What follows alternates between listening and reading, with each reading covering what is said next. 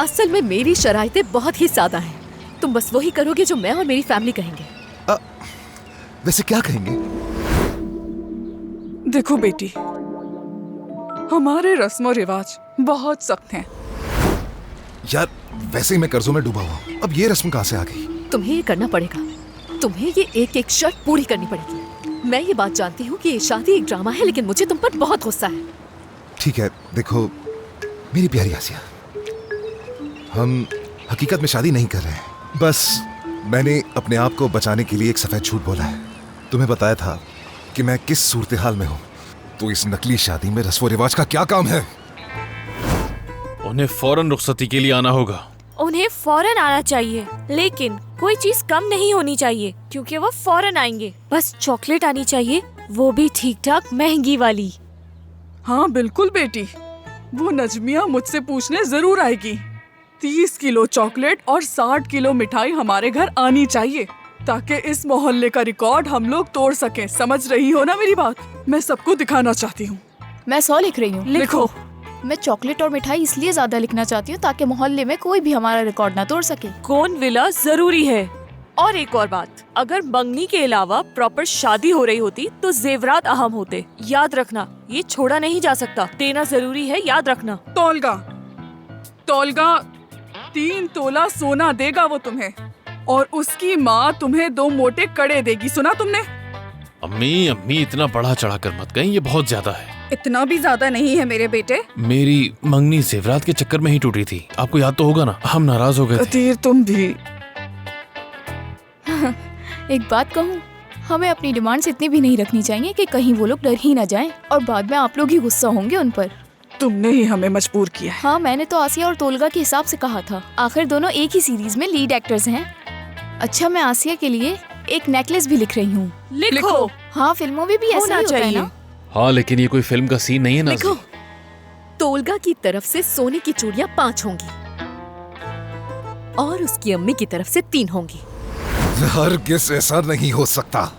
एतराज कर रहे हो तुम? क्या ये कोई हकीकी शादी नहीं है? तो बिला वजह इस बारे में इतना परेशान क्यों होना है? भूल जाओ।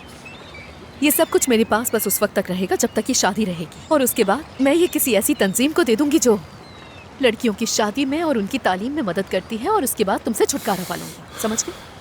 एतराज किया है ना तुमने? कोई एतराज नहीं है। ठीक है, तुमने बहुत अच्छा सोचा है। ठीक है, तुमने अच्छा सोचा है, लेकिन ये यहीं तक रुकना चाहिए, आगे नहीं बढ़ेगी। ठीक है, समझ गई? ये सब तय किया जा सकता है, लेकिन तुम जानती हो हमारा असल मसला क्या है? क्या? क्या है? उसकी माँ है बेटा। बहुत चालाक है वो औरत, बहुत चालाक है। मैं चाहती हूँ तुम्हारी आने वाली जिंदगी आसान हो। मैं बता रही हूँ, वो मेरी बेटी को जिंदा खा जाएगी, जिंदा। अम्मी ने इस वक्त बिल्कुल सही बात की है। उस औरत के साथ नहीं रह सकते, अलग घर लेना ही होगा। नहीं, ऐसा नहीं हो सकता। उनका घर बहुत खूबसूरत है, तुम उसी घर में रह सकती हो। तो फिर सुजैन साहिबा को घर देना ही होगा। हाँ, सही कह रही हो। लिखो लिखो। हरगिज़ नहीं। कितनी बुरी बात है ना, ये उसकी माँ का घर है। अच्छा, और तो और वो मेरी मैनेजर भी तो है।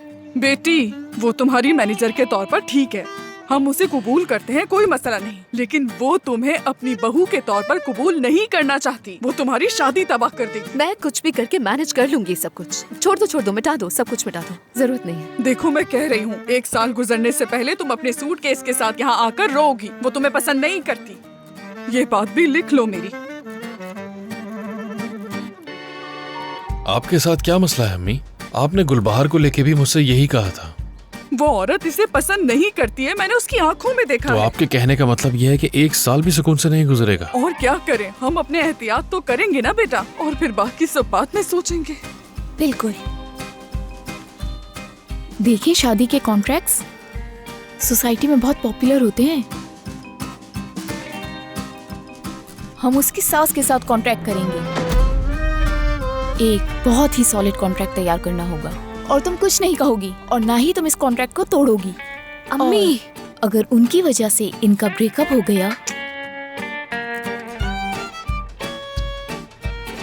मैं उन्हें ये जुल्म करने नहीं दूंगी, बिल्कुल भी नहीं। प्यारी बहन, जरा तुम बात को समझने की कोशिश करो। चूड़ियाँ मसले से ज्यादा अहम है।